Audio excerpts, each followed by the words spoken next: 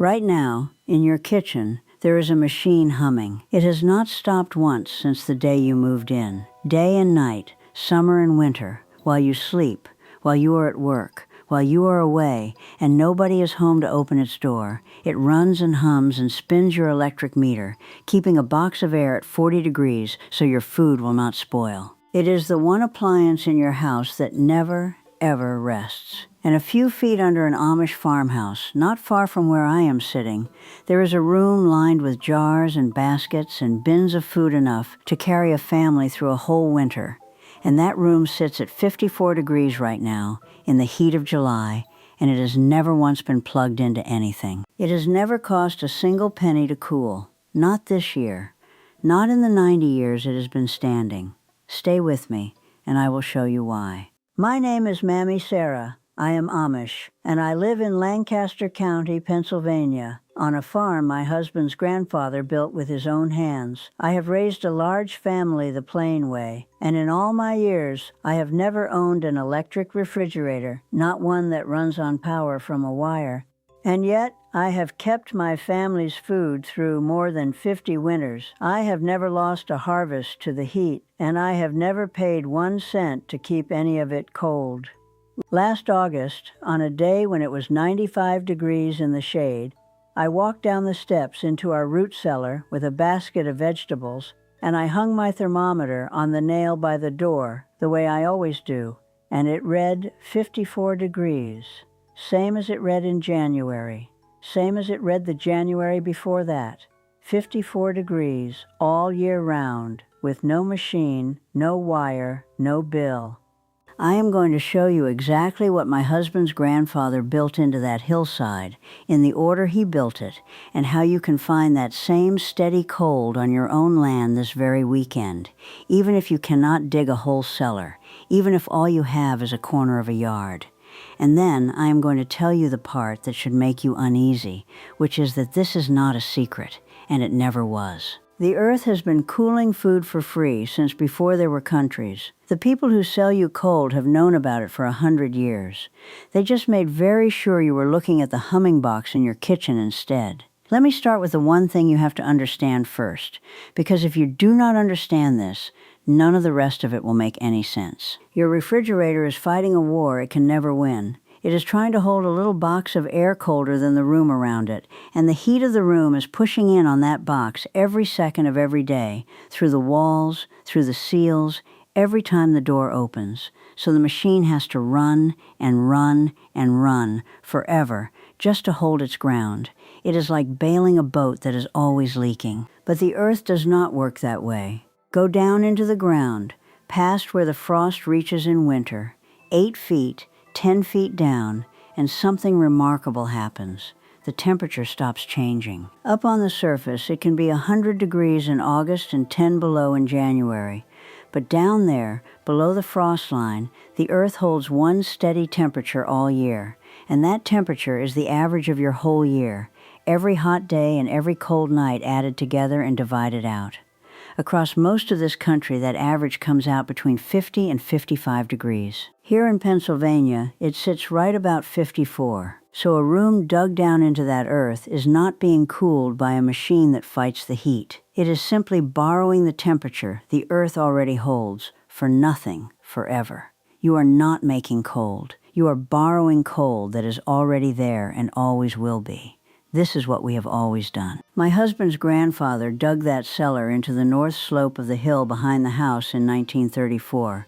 He chose the north side on purpose, the side that gets the least sun, and he dug back into the hill so that 3 walls of the room would be surrounded by solid, undug earth. My mother-in-law kept that cellar for 40 years before it was mine, and I remember as a small girl walking down those cool stone steps in the middle of August, out of the blazing heat, feeling the air change on my skin halfway down, the way it does when you walk into a cave. She would send me down for a jar of peaches or a head of cabbage, and I did not want to come back up. My grandmother had one in Holmes County, Ohio, built the same way. This knowledge did not come from a book. It came down through the hands of people who had no other way to keep a winter's food from rotting, and so they learned to do it right. Now let me show you exactly how it is built, because the details are everything, and most of what you read elsewhere leaves out the parts that matter most. You start with the spot. You want a north-facing slope if you have one, a hillside, or even a gentle rise, because a slope lets you dig back into the earth instead of straight down, and the north side stays out of the hot afternoon sun. If you have no slope, you dig down, but a slope makes it far easier. The floor of the room needs to sit at least 8 to 10 feet below the surface of the ground above it, because that is how deep you must go to reach the earth that never changes temperature. Any shallower and the summer heat and winter frost will still reach in and swing your cellar warm and cold with the seasons. 8 to 10 feet of earth over your head is what holds the 54 degrees steady. For the walls, my grandfather used stone, laid up thick, because that is what the land gave him. You can use stone, concrete block, or poured concrete. It does not much matter, because the walls are not the thing that keeps you cool. The earth behind the walls is. The wall is only there to hold the earth back and keep the room from caving in. What matters is that at least the back and the two side walls are pressed right up against solid, undisturbed earth, so the cold of that earth can soak straight through into the room. The roof is next, and here is where folks go wrong. You want at least a foot of earth over the top of that cellar, and more is better. 2 feet, 3 feet of soil piled over the roof. That blanket of earth is what keeps the summer heat from beating down through the top of the room. My grandfather put a good 3 feet of soil over his and grew grass on top, and in the height of summer that grassy mound was cool to sit on. Now the floor, and please listen close, because this is the part almost everyone gets wrong when they build a modern one. The floor should be bare earth, or sand, or gravel, not sealed concrete, not tile, bare ground. Because a root cellar is not only about the cold, it is also about the damp. Root vegetables, your carrots, your beets, your turnips, your potatoes want to sit in air that is nearly wet, 85 to 95% moisture, or they will shrivel and go rubbery within a few weeks. That dampness rises up out of the bare earth floor on its own, for free, the same way the cold does. A cellar with a sealed concrete floor is a dry cellar, and a dry cellar shrivels your carrots. My grandmother kept a floor of sand, and on the hottest, driest weeks she would pour a bucket of water over it in the evening to keep the air sweet and damp. Bare earth, sand, or gravel. That is the floor. Now, the door. You do not want one door, you want two. Every time you open a single door in the heat of August, all the hot outside air pours straight into your cool room, and the earth has to soak that heat back out again over the next day. So my grandfather built what amounts to an airlock, an outer door at the top of the steps, then a few feet of stairway, then an inner door into the cellar itself. You open the outer door, step in, close it behind you, and only then open the inner door. The little space between the two doors catches the heat and keeps it from ever reaching the cellar. 2 doors, a small space between them. It costs you nothing but a bit of lumber, and it saves your cold. And now the single most important working part, the part that turns a damp hole in the ground into a proper root cellar, and the part almost nobody explains right. You need 2 pipes for air, not 1. 2. 1 pipe brings fresh air in, and it must come in low, down near the floor. The other lets stale air out, and it must leave high, near the ceiling, running up through the earth roof and out into the open above. Here is why it works. Warm air is light and rises, cold air is heavy and sinks. The slightly warmer, used air inside your cellar rises to the ceiling and flows out the high pipe, and as it leaves, it pulls fresh, cool air in through the low pipe down by the floor. The whole room breathes, slowly, all on its own, with no fan and no power, driven by nothing but the fact that warm air rises. The engineers call it the stack effect, but I do not bother with the fancy word. My grandfather just called it letting the room breathe. You want that fresh air because food gives off gases as it sits, and without a breath of new air, the cellar goes stale and things spoil faster. But here is the trick you must know. In the hot part of summer, you keep those vents mostly closed during the day, so the daytime heat cannot come pouring in, and you open them at night when the outside air is cool to let the room take a fresh breath. In winter, you do the opposite, cracking them on the milder days and closing them tight against a hard freeze so your potatoes do not freeze solid. 2 pipes, one low, one high, and a hand on the vents that follows the weather. Last, the shelves. Keep your food up off that damp floor on slatted wooden shelves, built out from the walls so the air can move all around each basket and bin. Wood, not metal, because metal sweats and rusts in that damp air. My grandmother's shelves were plain pine boards, and they held our whole winter. Now, I know what most of you are thinking. Mommy, that is fine for you, but I cannot dig a room into a hillside this weekend.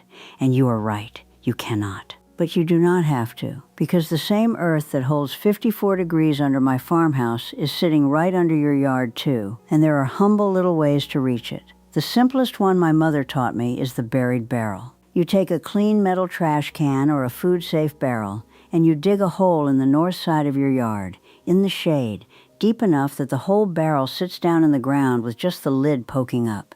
You set it in at a slight angle so rain runs off the lid. You fill it with your carrots and beets and cabbages layered in damp sand or leaves, put the lid on, and pile a thick blanket of straw over the top to keep the frost out and the sun off.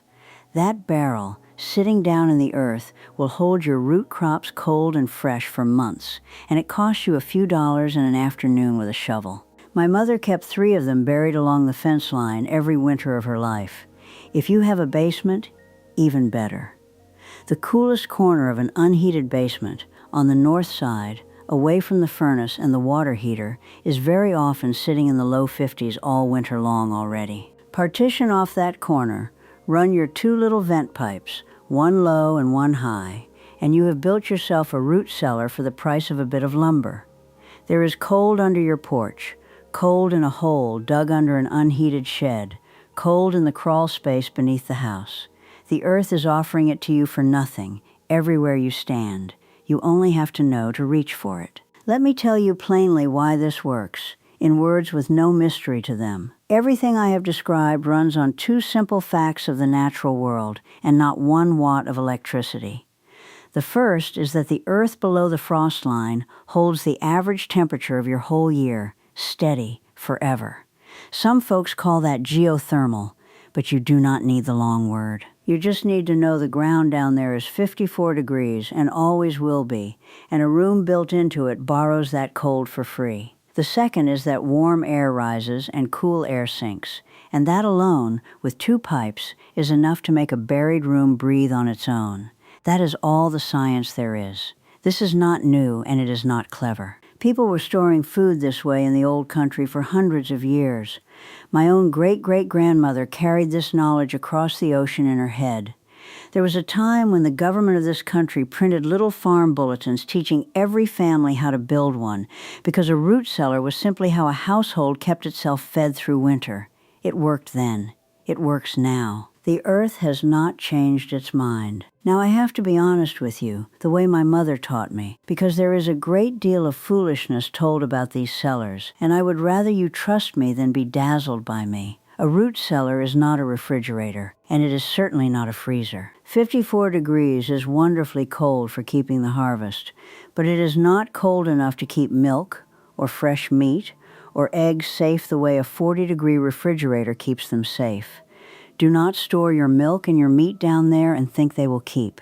They will not, and food that should be cold and is not can make your family sick. A root cellar is for the things that want to be cool and damp but not frozen. It is for potatoes and carrots and beets and turnips, for cabbages and winter squash and pumpkins, for apples and pears, for your crocks and your jars of what you have canned and put by. And even among those, use a little sense. Apples and pears breathe out a gas as they ripen that will sprout your potatoes and turn them soft.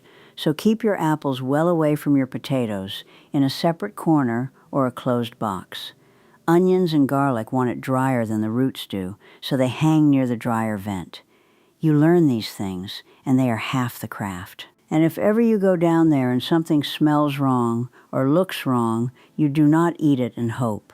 When it comes to your family's food, when in doubt, throw it out, and there is no shame in asking someone who knows. Honest is worth more than impressive every day of the week. So now you might be asking the question I would be asking. If this is so simple and so cheap and so old, and it works, then why did nobody ever teach me this?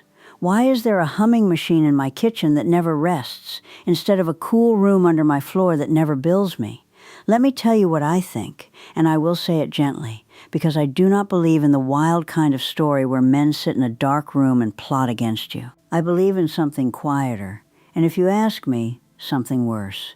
Think for a moment about who makes money from that humming box in your kitchen. The power company makes money every hour of every day, because that machine is the single hungriest appliance in your house, and it never once turns off, year after year. The company that built it makes money, and makes it again when it wears out, and you buy another. And the grocery stores make money, a great deal of it, because a family with no way to store a harvest must drive to the store every few days and buy its food a little at a time, at whatever price is asked that week. A family with a full root cellar is a different kind of family. They bought the harvest once, in the fall, cheap and in bulk, or grown with their own hands, and they do not need the store again until spring. Nobody sells much to a family like that. It is not a conspiracy. Nobody called a meeting. It is a quiet agreement among everyone who profits to keep talking about the wonderful humming box and never quite get around to mentioning the free cold room under the ground. They only have to stay quiet, and they have stayed quiet for 100 years. I want to leave you with the bigger picture, because it is bigger than carrots and cabbages. There is a particular kind of peace that comes over a household in October when the cellar is full, when the shelves are lined with jars, and the bins are heaped with potatoes and squash and apples, and you walk down those cool steps and see the whole winter's food already safe in the ground. You are not afraid of February. You do not lie awake wondering what happens if the store shelves go empty, or the price of things doubles, or the power goes out for a week in an ice storm, and every refrigerator in the county goes dark and warm. Ours does not go dark, because it was never lit. Our bishop is fond of saying that a man who can feed his own family through the winter owes his fear to no one, and there is a deep truth in that. The full cellar is not really about food. It is about not depending on people you will never meet, in places you will never see, to keep your children fed. We kept this knowledge because we had to. The rest of the country forgot, not because the cellar stopped working, but because a machine was set in the kitchen to help them forget. So this weekend, here is what I want you to do. Walk out to the north side of your yard, the shady side, and put your hand on the idea of it. If you have a slope, think about where a room could go back into that hill. If you do not, think about the coolest corner of your basement or the ground under your porch. If a cellar is more than you can build, start small. Get yourself a clean barrel or a metal can, dig it down into the shady earth this weekend, layer your fall vegetables in damp sand inside it, cover it with straw, and you will have taken the first step for the price of a shovel and an afternoon. If you build the real thing, remember the bones of it. Dig down 8 to 10 feet to reach the earth that never changes. Berm it into a north slope with earth on 3 sides and a foot or more of soil over the roof. Leave the floor as bare earth or sand for the damp. Build 2 doors, not 1. And never forget the 2 pipes, one low to bring the cool air in, one high to let the stale air out so the room can breathe on its own. Do that, and you will have a room that holds 54 degrees all year, in a heat wave and in a blizzard both, for no electricity, no machine, and no bill, ever. The earth does the whole of it, for free, the same as it has always done. Tell me in the comments below where you live and what your winters are like, and whether you have a cellar, or a cool corner, or even one of those buried barrels your grandmother might have kept.